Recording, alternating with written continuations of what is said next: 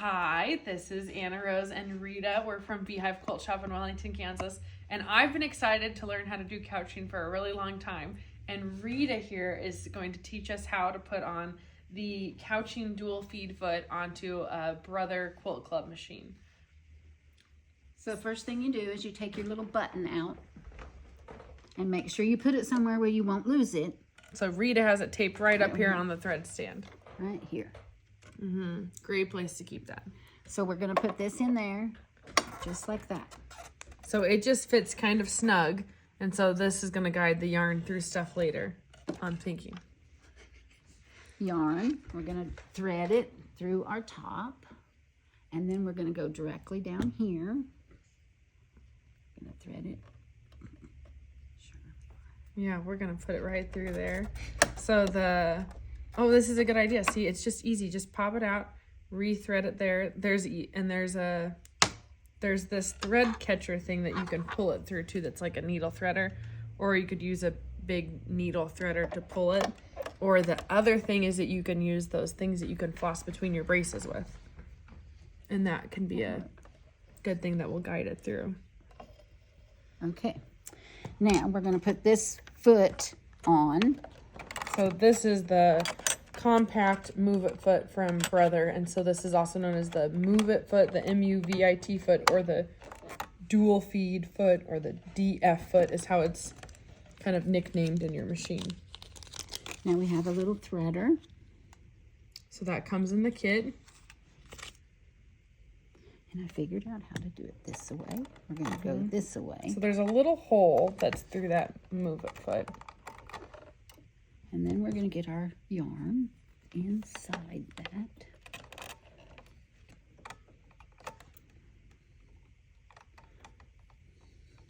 And there's all different kinds of thicknesses of yarn. So like you can do anything from like a thin cotton twill. This is one of the thicker ones that you would kind of want to do, because that yarn needs to be able to go through that hole in order for it to go through the couching foot. There's still a few other ways that you can do couching on the Quilt Club machine. So we're just going to pull that through just like that. Make sure you put it back and don't lose it. Yes. So Rita's other idea, so you can keep it back in that Ziploc, put it where you keep your other notions, or you could even tape it on the side of this if that was something that you were going to do often. And the case that the supplies come in is also really handy to use for storage, to keep those tools so that you don't. You just put both of your threads back. I'm wondering if I shouldn't put this one through there. And so we have a contrasting, we've got a peach thread on top, and that's going to top stitch on top of the yarn, because that's what couching is. So this is a project we did a while ago, and this is just a pre-felt craft storage thing, and this has been couched with the Move It foot, this yarn. And so you can even, you can tell this yarn has some metallic thread in it. And then we also did some of the decorative stitches that are in the luminaire. And so you can see how you can even make turns and curves, both with couching and with doing decorative stitches. So just have fun experimenting with it. So what we're going to do today is, this is one of Kimberbell's products. This is a zipper pouch. And so it comes pre-sewn just like this. So it's sewn together. It's got the little notches in there, so you don't have to worry about pulling it off all the way off of the tape. And it has the lining is separate from the top. So we're going to just top stitch on top of this. And then this lining later on is going to cover up our stitches on the back side. So, yeah, so Rita showed us how to put that on there, and then I have the fun part. So the cool thing is we go 110. 110 is the zigzag stitch. So here we are on, this is the 30 machine, and so it's right here. So this 110 is a zigzag stitch. If you go, is there another one? There's another tutorial we can do another time that you can do the free motion couching with it.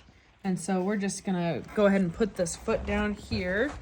And if you wanna show what it looks like over here on this front part. So I'm just gonna lower the foot here, and then we're just gonna start zigzagging, and so it's pulling that thread. And so even though I have this move it foot on, I'm gonna go at a different angle like that. And so if you penciled something out, you could even get as cool as to do someone's name or do a special shape. You don't have to go fast. Yeah, and so I'm just gonna trim that off here. And so when you use the trimmer, it's not gonna cut your yarn. So you'll wanna remember that you'll want a scissor to cut that piece off. But this just kind of shows you, that's the stitch 110 on how to do the couching foot. So you can kind of see what that looks like. But you can make some pretty decent curves with it. I'm just gonna give that a quick snip here. But then I wanna come show you some of these things on the screen. And so we have, if you haven't used some of these decorative stitches, so this is showing us that we have the dual feed foot plugged in.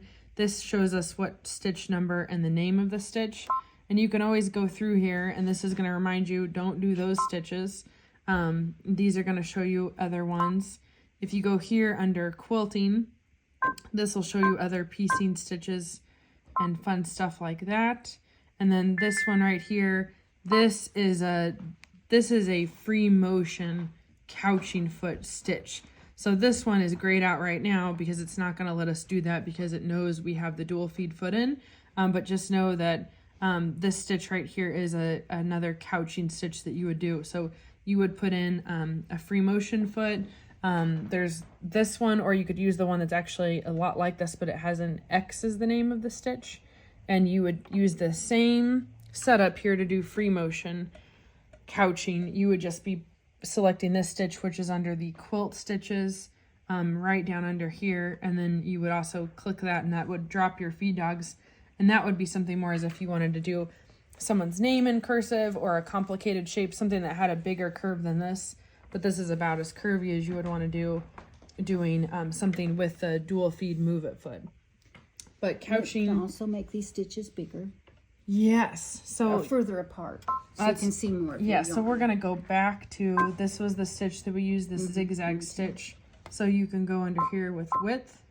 If you had a chunkier thread, you wouldn't want to make it any narrower or tighter together because that would be too much. Yeah. And you could even, while you're experimenting with this, you could even take something like this and experiment with it and kind of get yourself a feel. So a lot of people add couching to things to add more decorative trim. They do it to embellish something. A lot of art quilters will use it. It's something really cool on landscape design. And if you've ever done a raw edge project, this is something that can not only stitch down your raw edge applique, but it can also just give something more life to it, so that way you don't have to worry about something coming apart. I've been meaning to do this on like a Laura Heine collage because I think that would be really cool. So that's just kind of an intro to couching on a Brother Quilt Club machine. This is the kit, the couching dual feed series. So it has a list of some of the machines it's compatible with, but just experiment with the yarn type. If you don't want to put your entire, what is it called, a skein of yarn, skein of yarn up here, what we did is we simply wrapped a thin roll of paper, and we wound a chunk of that yarn on the paper so that it would easily fit on this thread stand, because you want, however you have the thread here, to not cause any tension. So having it come up through here and glide easily through these holes is what you want, so that your machine doesn't have any extra tension when you're doing that. But you can do couching with cotton thread like Aurifil, or you can do a polyester thread if you want it to be a little bit shiny. But just remember, it's a really fun way to embellish. We did a Christmas ornament. You can do them for art postcards, raw edge applique quilts, embellishing fun zipper pouches like this. And there's even some machine embroidery, which is a totally separate thing, but we can do on the Brother Luminaire. So we hope you enjoyed watching how to do the couching dual feed foot, move it foot quilting on a Brother machine here at Beehive Quilt Shop.